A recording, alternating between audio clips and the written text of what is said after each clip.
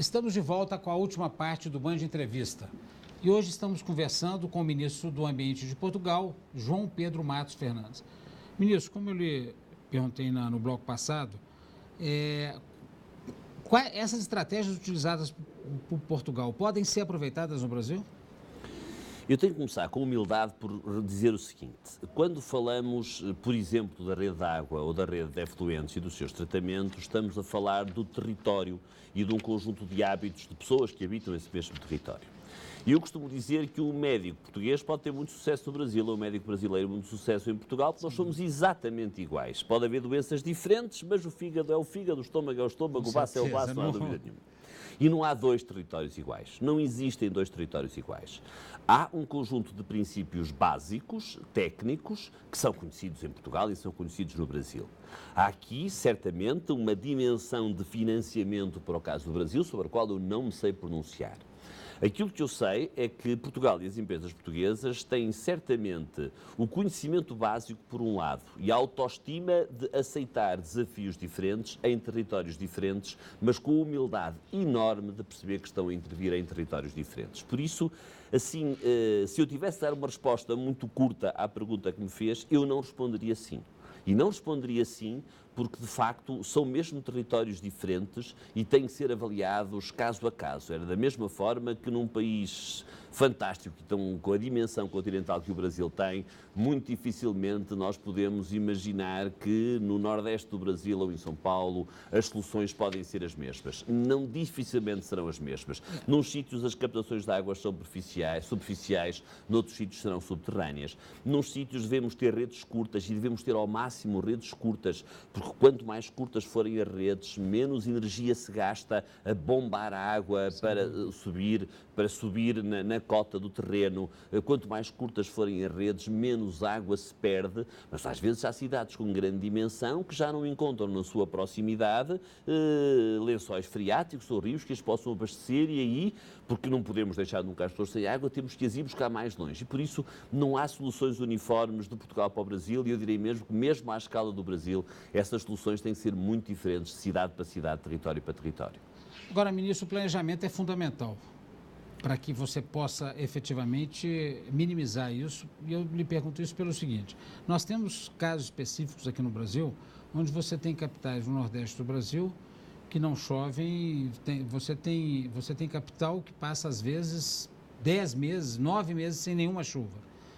E vamos falar aqui de Brasília, por exemplo, que é a capital do Brasil, que vem chovendo regularmente no período chuvoso. E temos tido um problema sério de água aqui em Brasília e algumas capitais do Nordeste nós não temos. Isso mostrou que o planejamento é fundamental. O senhor concorda com isso? O planeamento é fundamental, a operação é fundamental, com a qualidade da operação, com a certeza de que quanto mais falamos em alterações climáticas, maior é a incerteza nesse mesmo planeamento. O senhor acha que a água do mar tem condições de ser utilizada em algum momento com custos mais baixos? Com custos mais baixos não conheço. É assim, isso aqui é o grande problema da água. Há um raciocínio simples e que dá vontade de ter, que é assim, 98% da água que existe no planeta é água salgada, porque é que nós não vamos utilizar? Eu direi o seguinte: para abastecer cidades, para a agricultura eu acho que está fora de causa, mas para abastecer cidades que estão junto ao mar, as centrais de dessalinização são uma solução, que são cada vez mais, gastam muita energia, mas são cada vez mais robustas na sua tecnologia e por isso, olha, no Médio Oriente elas são utilizadas. Há uma ilha em Portugal, Porto Santo, tem uma central de dessalinização, ou seja, sítios onde manifestamente não há água doce. Nós devemos sempre privilegiar a água doce, porque, do ponto de vista energético, temos vantagens muito grandes. O que não é possível, e essa questão da dessalinização é uma questão que se fala muito agora em Portugal. Para aqueles que conhecem Portugal, nós no verão passado tivemos um particular estrangulamento, nada comparável ao que me conta acontecer em Brasília, em Viseu. Viseu fica a aproximadamente 90 quilómetros do mar e entre o mar e Viseu há uma serra que é a Serra do Caramulo. É impensável falar em desalinização.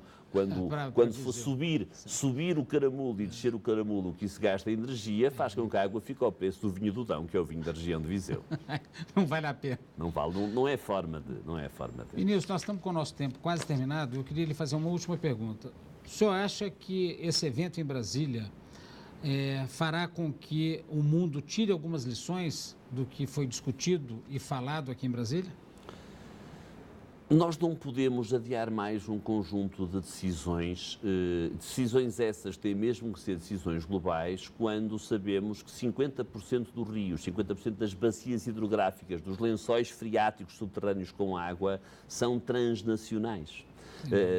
E quando isso acontece no mundo, e não havendo uma governança mundial para esta matéria, nem para outras matérias, é absolutamente fundamental o entendimento, e foi por isso também que o último acontecimento que eu tive nesta mesma conferência, acontecimento público, foi de facto uma apresentação da Convenção de Albufeira, que é uma convenção que faz 20 anos, entre Portugal e Espanha, que rege aquilo que são a gestão dos rios ibéricos e que é considerada no mundo, por um think tank de especialistas, como a melhor convenção entre dois países em sítios onde há pouca água. Parece que há algumas com mais sucesso em sítios onde há muita água, mas é mais fácil ter sucesso.